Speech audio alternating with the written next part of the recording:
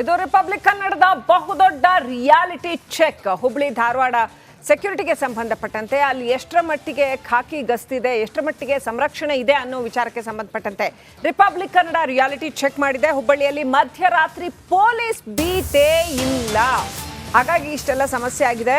ಪೊಲೀಸರ ಕಣ್ತೆರೆಸೋದಕ್ಕೆ republic Kannada reality check ಮಾಡ್ತಾ ಇದೆ. ಕನ್ನಡ ಹಿಡಿಯುವಂತ ಕೆಲಸ ಮಾಡ್ತಾ ಇದೀವಿ ನಾವು.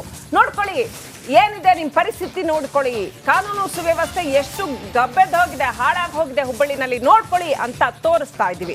ಅಂಜಲಿ ಹತ್ಯೆಯ ನಂತರವೂ ಕೂಡ ಎಚ್ಚೆತ್ಕೊಂಡಿಲ್ಲ ಹುಬ್ಬಳ್ಳಿ ಧಾರವಾಡ ಪೊಲೀಸರು. ನಿದ್ದೆ ಕಣ್ಣಲ್ಲಿರೋ ಪೊಲೀಸರೇ ಇನ್ನಾದ್ರೂ ಎದ್ದೇಳಿ, ಎದ್ದು ರಿಪಬ್ಲಿಕ್ ಕನ್ನಡದ ಕೂಗು.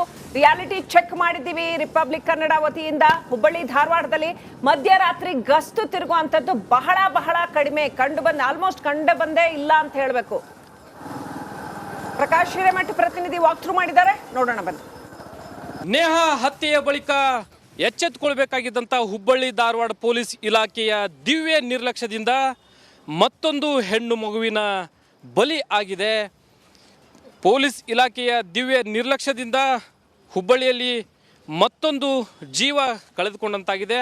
ಆದರೆ ಈ ಪೊಲೀಸ್ ಇಲಾಖೆಯ ದಿವ್ಯ ನಿರ್ಲಕ್ಷ್ಯತನವನ್ನು ಘಂಟಾನುಘೋಷವಾಗಿ ಸಾರಿ ಸಾರಿ ಹೇಳುವಂಥ ನಿಟ್ಟಿನಲ್ಲಿ ನಿಮ್ಮ ರಿಪಬ್ಲಿಕ್ ಕನ್ನಡ ಜನರ ಮುಂದೆ ಇಡ್ತಾ ಇದೆ. ಅದೇ ರೀತಿ ಇಂತಹ ಪ್ರಕರಣಗಳು ಮರುಕಳಿಸ್ತಾ ಇದ್ದರೂ ಕೂಡ ರಾತ್ರಿ ವೇಳೆ ಪೊಲೀಸ್ ಇಲಾಖೆ ಯಾವ ರೀತಿ ಮುಂಜಾಗ್ರತಾ ಕ್ರಮವನ್ನು ವಹಿಸ್ತಾ ಇದೆ, ಬೀಟ್ ವ್ಯವಸ್ಥೆಯನ್ನು ಮಾಡ್ತಾ ಇದೆ, ಪೊಲೀಸರು ಯಾವ ರೀತಿ ಅಲರ್ಟ್ ಆಗಿದ್ದಾರೆ ಅಂತಕ್ಕಂಥದ್ರ ಬಗ್ಗೆ ರಿಯಾಲಿಟಿ ಚೆಕ್ ಮೂಲಕ ನಿಮ್ಮ ಮುಂದೆ ನಿಮ್ಮ ರಿಪಬ್ಲಿಕ್ ಕನ್ನಡ ಇಡ್ತಾ ಇದೆ.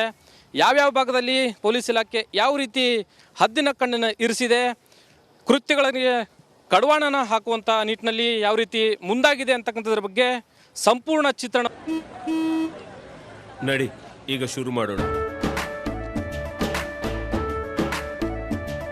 ಕೇಸರಿಯಿಂದ ಮನೋಲ್ಲಾಸ ಮನಸ್ಸು ಮತ್ತೇರಿ ಕುಣಿದಾಡಿದೆ ನೋಡು, ಮನಸ್ಸು ಮತ್ತೇರಿ ಕುಣಿದಾಡಿದೆ ನೋಡು.